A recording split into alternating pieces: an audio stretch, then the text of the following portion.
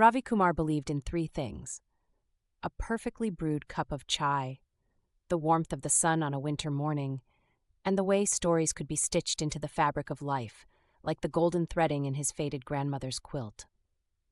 But love was a story Ravi had tucked onto a dusty shelf a long time ago.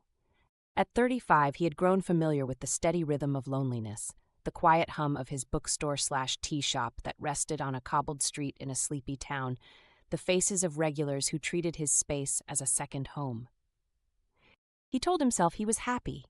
Love was unpredictable, and Ravi liked the small certainty of brewed cardamom and the rustle of book pages. But certainty unraveled the day Eli Hart stepped out of the rain and into Ravi's shop. Eli stood at the doorway for a moment, shaking water from his short, sandy blonde hair. 30 years old, with kind eyes and a quiet certainty about his movements, there was something magnetic about him. The kind of person you'd glance at once and instinctively feel was important, even if you didn't understand why. He clutched his backpack tightly, as though part of him was still bracing against the storm he'd just come in from. Ravi noticed, too, the hard edges softened beneath Eli's warm smile. It wasn't hesitation exactly, but a kind of held breath, like Eli was waiting to see if he belonged here. Rough weather out there. Tea? Or something warmer than tea? Soup, maybe? Tea sounds amazing. Something strong. And maybe some conversation? It was a small beginning, the scrape of a chair being pulled, the gentle slide of a steaming chai cup across the counter. But sometimes small beginnings carry the weight of entire destinies. Over weeks, Eli became a regular. He'd sit in the corner, sometimes sketching on loose scraps of paper, sometimes flipping through old books Ravi had handpicked. Ravi learned Eli was new to town, passing through, though he wouldn't say where he was headed.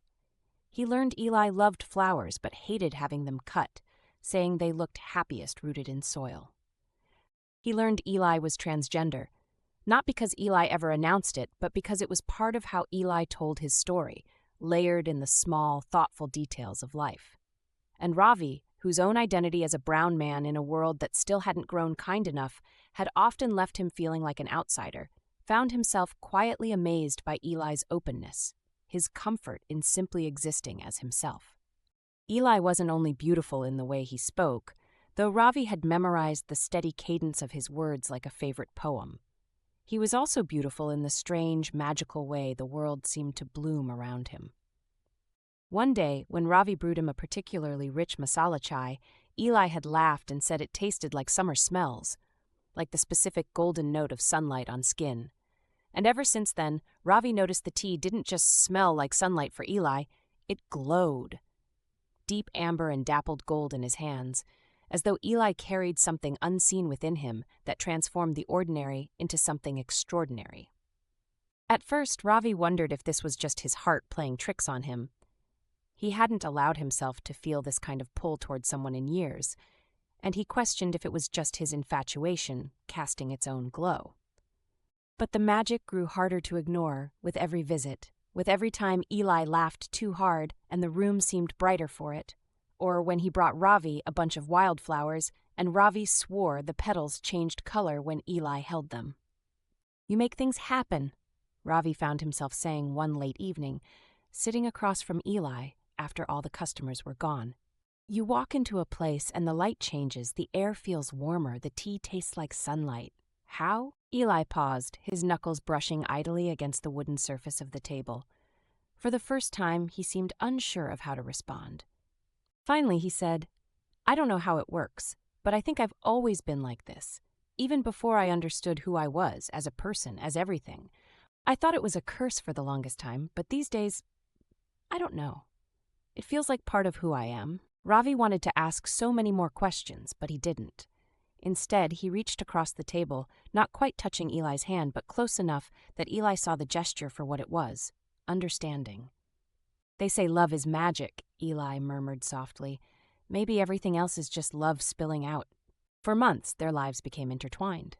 Ravi didn't realize exactly when he had invited Eli to help reorganize the shop's bookshelf to make it less chaotic, or when Eli had started coming over after hours to talk about everything and nothing. But the moments between them were gentle, blooming slowly like dusk turning to twilight, the sort of change that felt natural, like the world itself had always intended for it to happen. And then one night the world changed. It was a quiet evening.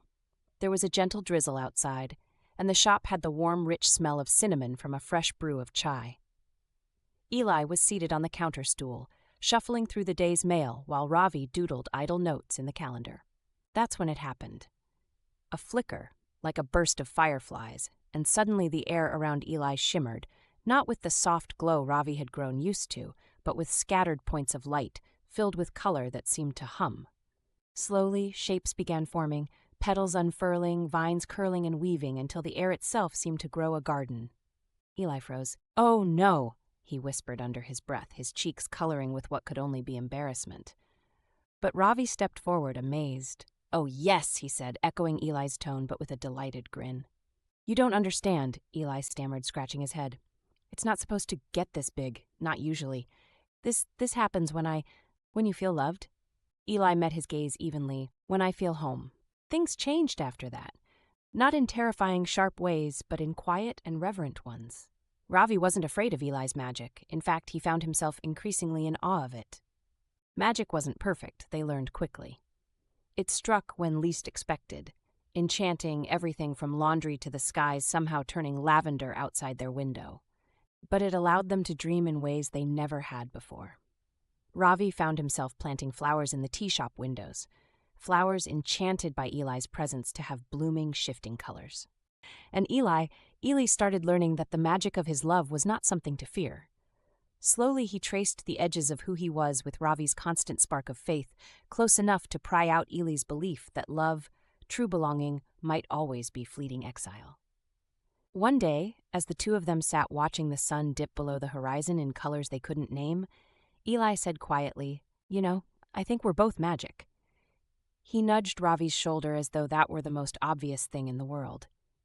Me, glowing flower chaos, you finding human connections across centuries in cups of tea. Ravi laughed. "So love," he replied lightly, "was always brewing in me." Eli kissed him then, a kiss that tasted faintly of cinnamon and starlight, and Ravi couldn't dismiss the feeling Eli might be right. The magical world around them was never meant for easy, tidy endings. Magic is messy, and life, in its own untamed chaos, is too. But maybe for Eli and Ravi, magic wasn't about perfect endings. Maybe it was about the way their shared imperfect love carved something radiant out of what had once been loneliness. Like wildflowers finding cracks in the sidewalk to bloom, they had found each other, not despite their edges, but because of them. Because in every burst of light, every soft confession, there existed the tender, fragile beauty they had both learned to call home.